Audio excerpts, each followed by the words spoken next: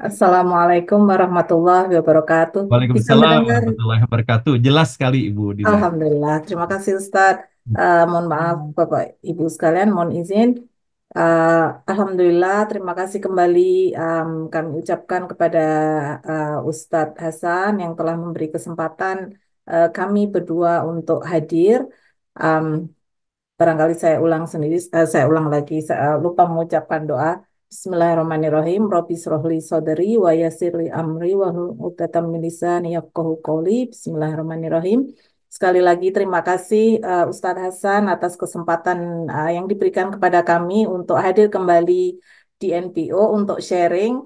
Uh, Mohon maaf Bapak Ibu sekalian, ini kami hanya storytelling hari ini, insya Allah menceritakan tentang kondisi Ramadan yang kami alami di Canberra, Australia ini. Insya Allah saya akan hanya apa namanya memberikan introduction, memberikan pendahuluan tentang kegiatan-kegiatan secara umum yang kami lakukan, kami berdua lakukan di Canberra. Nah, nanti di beberapa menit kemudian suami saya akan bercerita bagaimana kegiatan komunitas Indonesia di Canberra.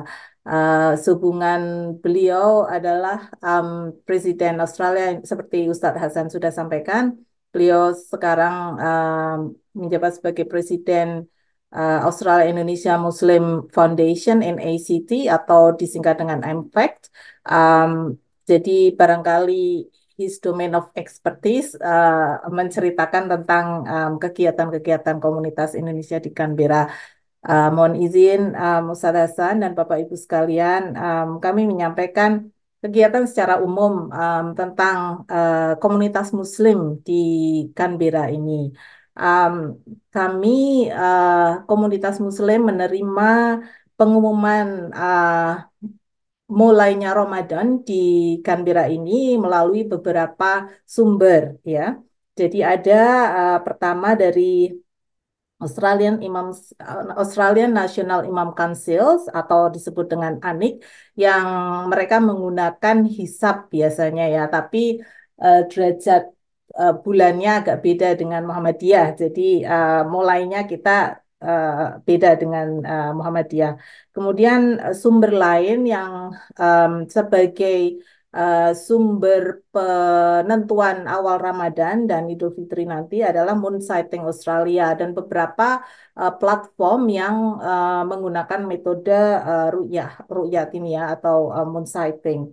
Kemudian juga lokal lokal mosque juga biasanya mengumumkan sendiri. Um, Tergantung masjidnya, ya Bapak Ibu sekalian, ada masjid yang ada afiliasi dengan ANIK atau masjid yang menggunakan moon sighting sendiri. Nah, itu um, beberapa informasi yang kami terima untuk memulai bulan Ramadan. Jadi seperti juga di Indonesia, kami komunitas Muslim di Australia ini uh, bisa memulai bulan Ramadan dengan hari yang berbeda. Begitu pula dengan Idul Fitri. Nanti seringkali kita beridul Fitri di hari yang berbeda.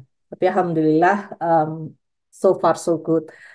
Kemudian selama Ramadan itu sendiri, Alhamdulillah di Canberra yang sangat kecil ini, yang hanya berjumlah penduduk sekitar 350 sampai 400 ribu orang, kami ada 4 masjid yang tersebar di berbagai lokasi, di berbagai pojok-pojok di di Canberra ini.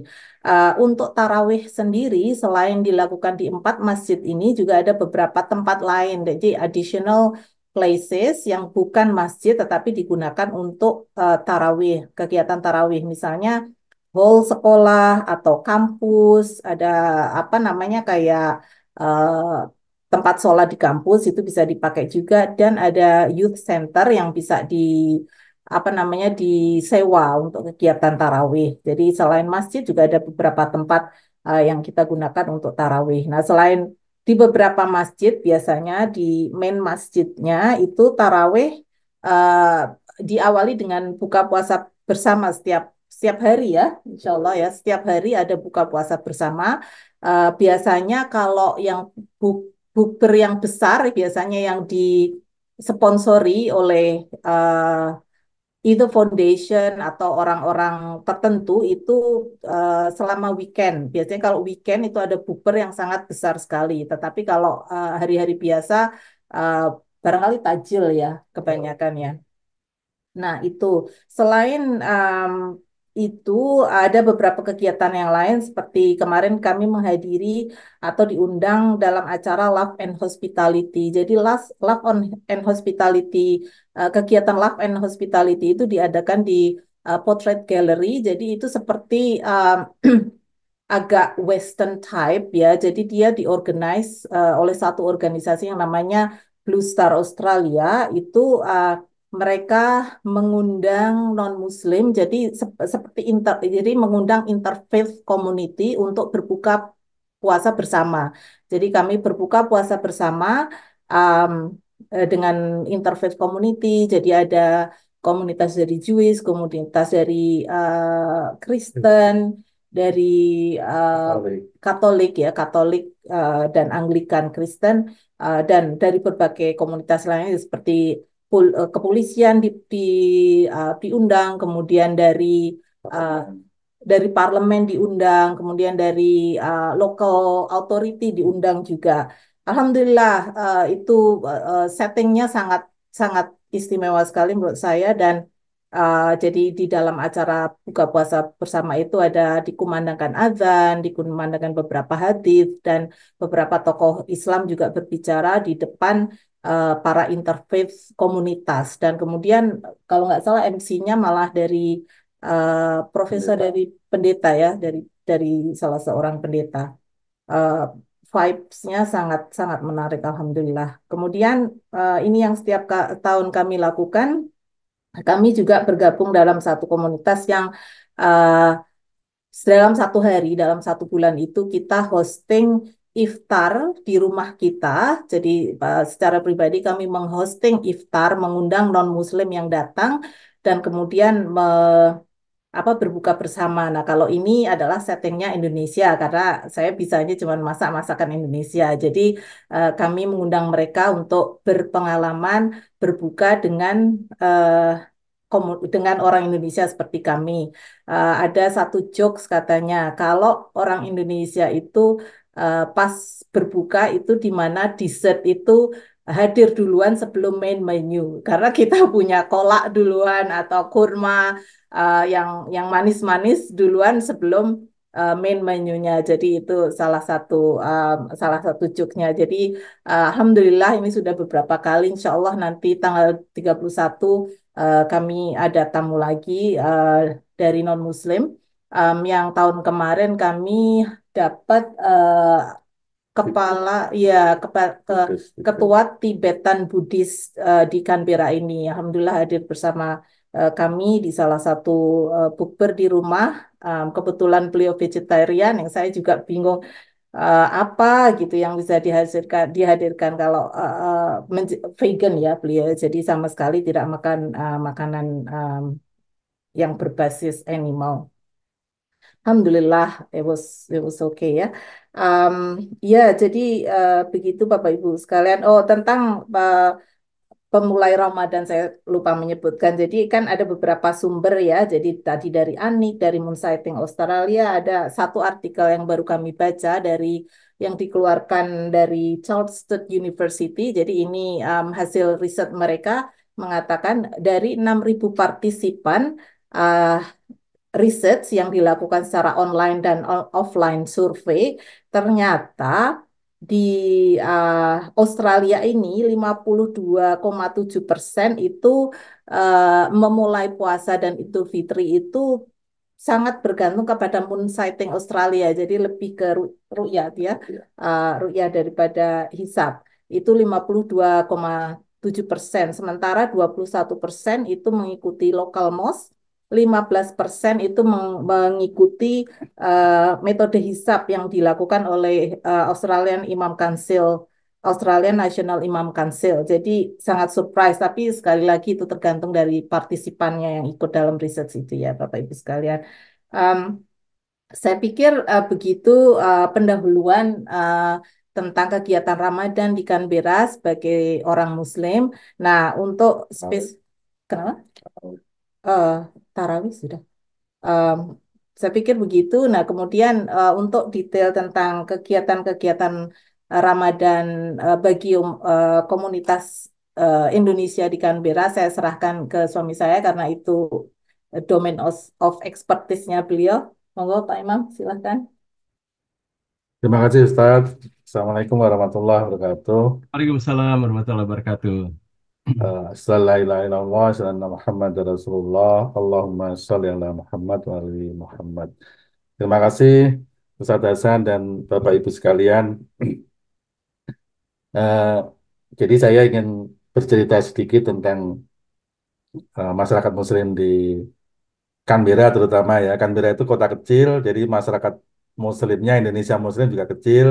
Kalau dari pemilu kemarin tuh hanya sekitar 700 orang. Jadi Muslimnya kira-kira separuh dan mungkin separuhnya juga student. Jadi kira-kira yang Muslim itu sekitar 300 plus anggota keluarga begitu ya. Mungkin total 500-an begitu. Jadi kegiatan kita yang Indonesian Community kita fokus di KBRI, kita kerjasama dengan Kedutaan Besar Indonesia di Canberra. Kita mengadakan buka bersama dan taraweh tiap weekend di Canberra, di Kedutaan Besar gitu-gitu. Jadi kita biasanya yang host itu digilir, ada yang dari kedutaan yang menyediakan menu buka, kemudian ada juga partisi masyarakat nanti. Hari pertama biasanya dari Pak Dubes yang sebagai penyelenggara, hari kedua masyarakat, dan ketiga dan seterusnya. Jadi kita beramai-ramai begitu. Jadi ada kegiatan yang rutin itu, kegiatan buka bersama tarawih, kemudian ada kegiatan lainnya, pengajian anak-anak itu kayak pesantren kilat itu tiap weekend juga sebelum buka bersama kita ada kegiatan anak-anak dan remaja. Kemudian kita juga melakukan eh, bagi-bagi takjil, jadi diantar ke rumah-rumah, terutama untuk para mahasiswa dan eh, senior ini, para senior itu yang kita utamakan untuk dapat takjil. Cuma karena kita volunteer semua, hanya selama ini 2 kali seminggu saja kita eh, mengantar takjil ke rumah-rumah begitu. Ini rata-rata tidak banyak. eh, Rata-rata sehari sekitar 60 porsi begitu kita bagikan ke eh, masyarakat. Setelah itu ada juga seminar untuk khusus ibu-ibu yang diselenggarakan juga di KBRI dengan ya terus yang lainnya lagi tentu saja nanti akan ada sholat Idul Fitri pada eh, 1 Syawal bertempat biasanya di kediaman eh, Pak Dubes begitu. Di Pak Dubes rumahnya eh, sangat besar di sini, ada lapangan tenisnya biasanya kita pakai untuk sholat Idul Fitri. Dan kita penceramah, alhamdulillah eh, kita kedatangan ustadz-ustadz dari Indonesia melalui Dumai Duafa. Jadi kita alhamdulillah ada ustadz dari Indonesia yang datang ke kita karena Ustadz kita terbatas gitu. Bagian besar kita mengandalkan student PhD yang dari UIN begitu untuk memberikan ceramah-ceramah di Canberra. Jadi eh, alhamdulillah saat Ramadan biasanya banyak ustadz-ustadz yang dikirim ke Australia yang berkeliling berganti-ganti ke beberapa negara bagian begitu. Kita juga mengumpulkan zakat di Canberra ini eh, dan seluruh hasil pengumpulannya akan dikirim ke Indonesia gitu ke perusahaan kita walaupun mungkin ada juga yang kekurangan di sini tapi kayaknya lebih utama dikirim ke Indonesia jadi seluruh pengumpulan zakat nanti akan dikirim ke Indonesia dan kita kirim berbagai pelosok yang biasanya kita punya kenalan eh, mahasiswa yang sudah pulang gitu dari kita usahakan untuk menyebar dari Sabang sampai Merauke gitu ya. Tapi ya tidak banyak jadi ya beberapa wilayah saja begitu. Eh, kemudian jadi selain itu kegiatan masyarakat Muslim di Canberra ini sebelum ini kita mengadakan fundraising yaitu dengan jualan sate begitu. Kita jualan sate itu bareng-bareng dengan kelompok eh, masyarakat Katolik di Canberra, kelompok masyarakat Kristen dan kelompok masyarakat Indonesia Australia itu yang eh, menikah dengan orang sini biasanya ya. Kita rame-rame begitu senang juga selama 2 hari jualan. Ya, Alhamdulillah kemarin kita eh, berhasil menjual $22.000 begitu ya hasilnya sekitar 200 juta lebih begitu Allah. dari 2 hari. Dan hasilnya kita bagi eh, ber- Tiga. bertiga gitu di kelompok-kelompok itu ya. Alhamdulillah kita juga bisa kenal dengan semua teman-teman yang lintas agama juga begitu. Jadi kita berusaha untuk eh, ini ya bersama-sama begitu karena sebagai perantau di kota kecil di Canberra ini. Eh, barangkali seperti itu Ustadz cerita singkat tentang Ramadan di Canberra begitu. Terima kasih Ustadz. Alhamdulillah, terima kasih sekali Pak Imam dan juga Ibu Dr. Dina atas sharing pada pagi hari ini. Tentunya bagi kita yang berada di Indonesia yang sudah terbiasa dengan kegiatan Ramadan, eh, ya sebagaimana yang Ibu Dina dan Pak Imam melaksanakan, apa yang diceritakan oleh Ibu Dina dan Pak Imam itu sungguhnya sangat menginspirasi ya.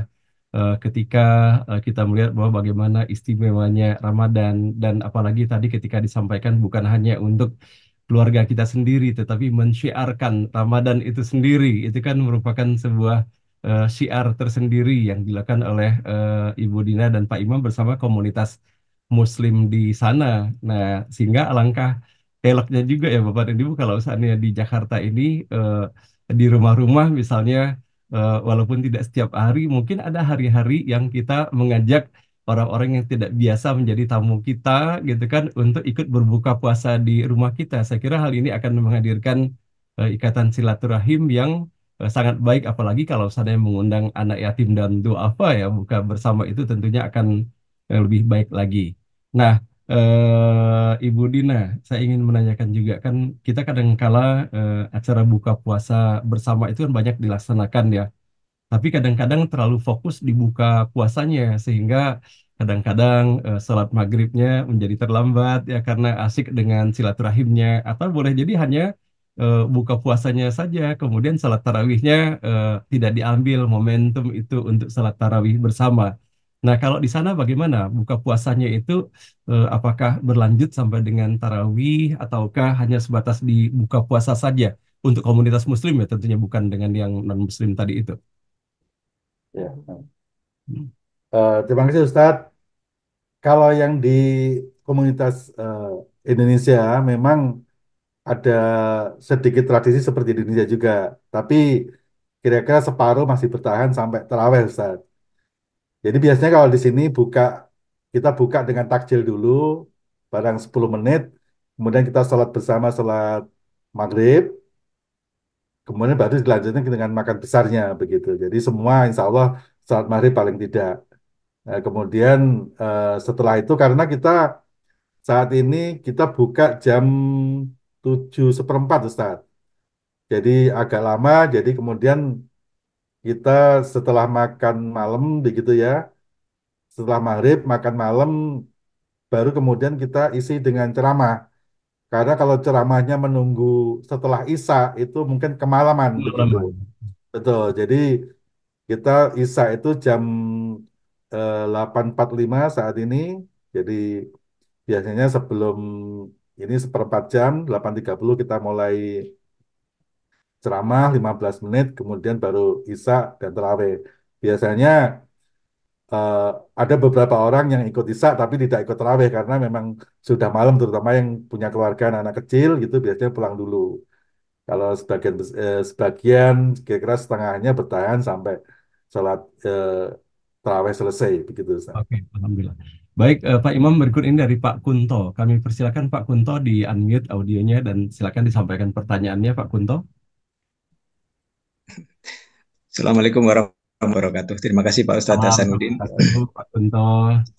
Assalamualaikum Ibu Dr. Dina dan Pak Imam. Pak Imam, salam kenal. Salam Pak Ronto. Ada satu pertanyaan dari saya. Saya ingin mengetahui faktor apa yang paling impresif sebetulnya ya bagi masyarakat umum di Australia itu terhadap aktivitas Muslim pada bulan Ramadan yang kemudian bisa berpotensi untuk memikat warga Australia sehingga ada di antara mereka itu yang berpeluang untuk menjadi mu'alaf. Mohon elaborasinya. Terima kasih. Assalamualaikum warahmatullahi wabarakatuh. Waalaikumsalam warahmatullahi wabarakatuh. Mungkin sekaligus ditambah juga Pak Imam, ini kan secara global ada fenomena juga ya terkait dengan peristiwa di Gaza ini kan ya, ketabahan mereka itu kan banyak banyak sekali mengundang ya hidayah datang ya sehingga secara global mereka kemudian convert ke Islam. Nah, jadi mungkin bisa ditambahkan juga dari pertanyaan Pak Kunto tadi baik dari puasa ataupun fenomena memasuki agama Islam itu sendiri bagaimana di sana? Bismillahirrahmanirrahim. Mohon izin saya menjawab duluan Pak Kunto, Ustadz Hasan, dan Bapak Ibu sekalian. Uh, Hal yang impresif ya, Pak Kunto. Jadi kalau ini saya belum membaca dari hasil riset atau se selevel itu, tetapi dari interaksi pribadi dengan teman-teman dan komunitas non-Muslim itu satu yang im- yang membuat mereka impress ketika kita menjalankan puasa Ramadan itu baru puasanya ya. Kami Iya. belum menceritakan tentang setelah buka itu kan ada tarawih, ada baca Quran dan sebagainya. Komitmen kita di bulan Ramadan itu kan full on ya sebenarnya. Kalau puasanya itu kan cuman dalam during the day aja gitu. Iya. Nah, itu sudah bagi mereka sudah sangat impresif karena seringkali kami mendapat komen, how did you do that? Like, bagaimana kok kamu bisa sih puasa not even with water? Karena kecenderungannya di sini kalau misalnya orang melakukan intermittent fasting dan sebagainya atau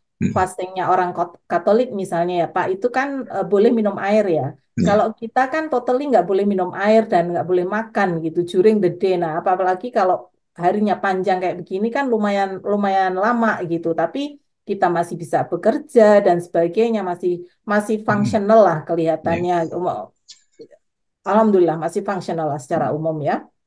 Itu sudah impresif sekali bagi mereka. Kok kamu bisa ya melakukan kayak gitu? Aku aja nggak makan berapa jam aja laparnya minta ampun. Nah, kami biasanya respon kami ya, pertama kami memang sudah ditrain dari kecil dan kemudian ya memang ada apa namanya belief ya, dan belief itu yang drive kita memang to be strong dan it's very useful physically dan mentally karena kan banyak apa namanya dari segi kesehatan sudah banyak penelitian dilakukan bahwa puasa itu sangat bermanfaat dan sebagainya ya. Itu nah dari kalangan anak-anak muda kemarin saya mendengar satu hal yang positif dari fasting itu adalah komitmen Pak Kunto. Jadi young generation itu kan kelihatannya sudah well known dalam hal less commit ya terhadap everything. Semuanya kan maunya instan dan komitmen itu begitulah. Tetapi dengan melakukan Ramadan itu tuh benar-benar kelihatan anak-anak muda itu sangat komit gitu. Orang Muslim yang Muslim itu committed. Jadi itu sangat impresif. Saya mendengar dari salah satu komen orang tuanya, Mbok kamu belajar nih dari si A gitu yang kok bisa komit seperti itu terhadap Ramadan gitu ya, puasa selama itu selama 30 hari dan pagi sampai sore gitu. Nah itu semua kan dari belief ya. Eh, saya pikir itu kalau dari saya, mohon maaf Pak Kunto, saya tidak tahu apakah itu akan membawa lagi-lagi ini kan dari pengalaman kami secara pribadi ya Pak Kunto, mungkin kami harus baca lagi dari segi riset apakah that's enough untuk membuat mereka mau masuk Islam atau malah takut ya, kayaknya kok susah banget, Ya, maksudnya berat betul, banget betul. gitu ya Pak Kunto. Betul, betul. Tetapi Mm, alhamdulillah dari segi mm, I think kalau menurut saya secara pribadi komitmen seperti itu dan uh, apa namanya puasa yang sudah secara umum diketahui itu beneficial secara kesehatan. I think komitmen itu sangat bermanfaat secara mental ya. Jadi alhamdulillah kita ini di Islam itu secara tidak sadar kita dengan psikologi modern ini ternyata sangat inline ya, sangat mm. sangat apa namanya sangat Sejalan. mendukung gitu, Mm, sangat ya. sejalan sekali ya Pak ya. Jadi itu Mm, seperti apa namanya komitmen dan kemudian zakat dan sebagainya itu ternyata bagi yang generation itu yang sekarang sudah losing gitu dan itu mm, sangat mm, sangat mm, penting untuk mental mereka mm, mm. sebenarnya. Monggo Ya. Pak Imam mau menambahkan? Ya, terima kasih Pak Kunto. Jadi memang tidak sebanyak di tempat lain mungkin yang masuk Islam di Australia. Tapi kita kalau di masjid itu lumayan sering dalam mungkin tiap paling enggak sebulan sekali itu ada yang masuk Islam begitu ya. Dengan motivasi yang umumnya mereka biasanya memang sudah mencari-cari ya. Tapi yang eh, memang agak sulit karena sebagian besar memang mereka yang terima ya dari yang media begitu ya. Jadi agak sulit juga mereka menerima Islam dalam arti memang welcome gitu ya karena memang di media Islam itu yang diceritakan media seperti itu. Hanya sedikit sekali yang tahu Islam yang sebenarnya begitu. Jadi dan mungkin juga kecenderungan secara umum di negeri Australia terutama ya di barat lain mungkin hampir sama juga bahwa mereka memang pengennya itu bebas ya tidak ada aturan dalam arti mereka aturannya udah banyak mungkin ditambah aturan agama tambah tambah banyak lagi ya mereka memang pengennya bebas jadi kalau seperti kita yang terlalu banyak aturan barangkali juga ada rasa rasa takutnya juga barangkali ya tapi kalau memang yang benar-benar mencari, insya Allah sih mereka eh, very impressed begitu ya. Jadi yang tentang Gaza, saya sendiri belum melihat langsung bahwa mereka tertarik ke Islam, tapi dari beberapa demo itu demo hampir tiap minggu di sini itu diikuti hampir seluruh komponen masyarakat begitu. Jadi mudah-mudahan dari situ mereka akan mau belajar tentang Islam begitu ya. Dan termasuk vokal begitu mereka yang sangat ini. Terus banyak saya ketemu beberapa orang Yahudi yang ikut demonstrasi begitu. Jadi Yahudi yang memang sudah well ini ya, well informed begitu ya. Jadi mereka ikut demokrasi juga, ikut pidato juga bahwa eh, Israel saat ini adalah agresor dan bahkan mereka nyebut genocide begitu. Mudah-mudahan mereka tertarik lebih jauh untuk belajar Islam.